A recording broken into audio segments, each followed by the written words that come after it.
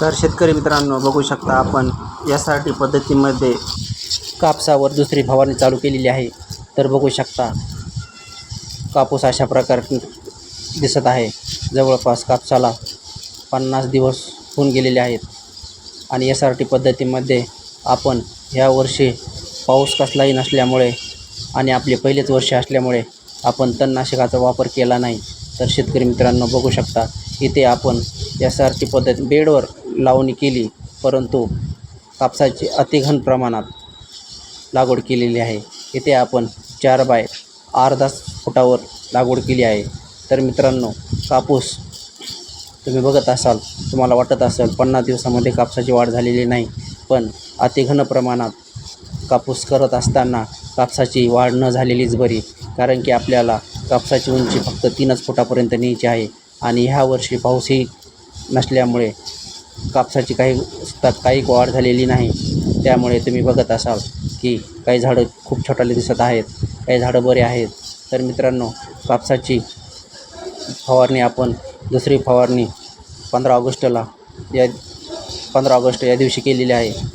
तर मित्रांनो, आपण SRTमध्ये शेतीला जास्त खर्च करायचा नाही, त्या हिशोबाने 1 एकर कापसाचा प्लॅन्ट उभा केला आहे।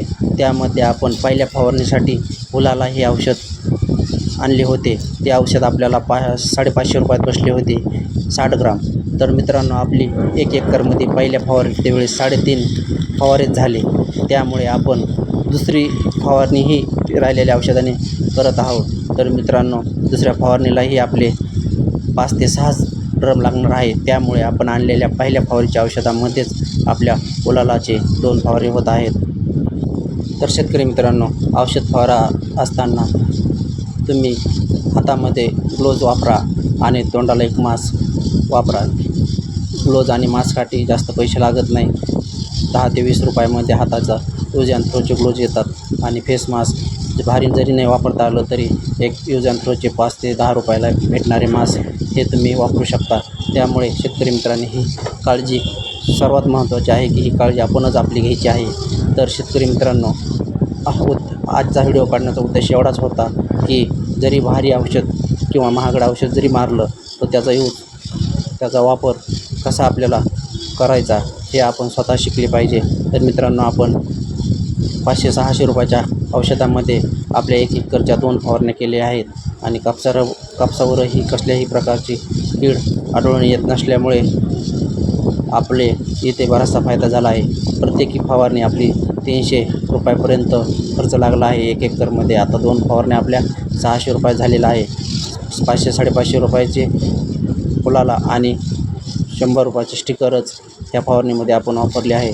तर मित्रांनो, बघू शकता की आपण आपले शेतामध्ये परिस्थिती बघूनच खताचा आणि औषध फवारायचा वापर करायचा आहे।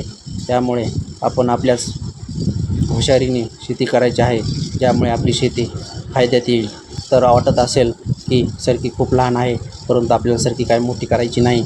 आपल्याला आपले झाडं जास्त दाट असल्यामुळे आपल्याला 3 फूट आल्यानंतर सरकीचे शेंडे कट करायचे आहे। त्यामुळे आपल्याला सरकीची स्थायिक वाढ होऊन द्यायची नाही आणि यानंतर आपण ह्या सरकीवर पाऊस पडल्यानंतर आपण फवारण्याचे औषध मारणार आहोत आणि त्याबरोबरच आपण मायक्रोन्यूट्रियनच्याही 2 फवारण्या करणार आहोत, जेणेकरून आपल्या पिकाचे चांगले बोंड भरण्यास मदत होईल।